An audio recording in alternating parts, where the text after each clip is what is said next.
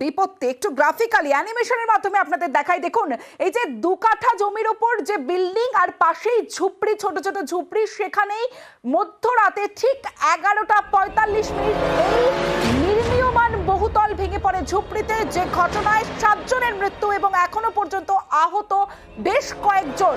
এখনো পর্যন্ত উদ্ধার কাজ চলছে। আশঙ্কা করা হচ্ছে যে এখনো পর্যন্ত এই ঝুপড়ির মধ্যে এই যে নির্মীয়মান বহুতল ভেঙে পড়েছে তার নিচে আটকে রয়েছে এখনো। এবং ঘটনাস্থলে যান আজ মুখ্যমন্ত্রী মমতা বন্দ্যোপাধ্যায়, সেখানে গিয়ে তিনি কথা বলেন সেখানকার স্থানীয় মানুষজনদের সঙ্গে এবং হাসপাতালে যারা চিকিৎসাধীন রয়েছেন তাদের সঙ্গেও কথা বলেন এবং তিনি রাজ্যের তরফ থেকে আর্থিক সাহায্য ঘোষণাও করেন। আমি শোকসন্তপ্ত পরিবারের কাছে দুঃখ প্রকাশ করছি এই ধরনের ঘটনা ঘটার জন্য। ইনলিগাল যে কাজগুলো কেউ যদি করে থাকে তার বিরুদ্ধে অফিসিয়াল অ্যাকশন নেওয়ার জন্য আমি প্রশাসনের কাছে অনুরোধ করব।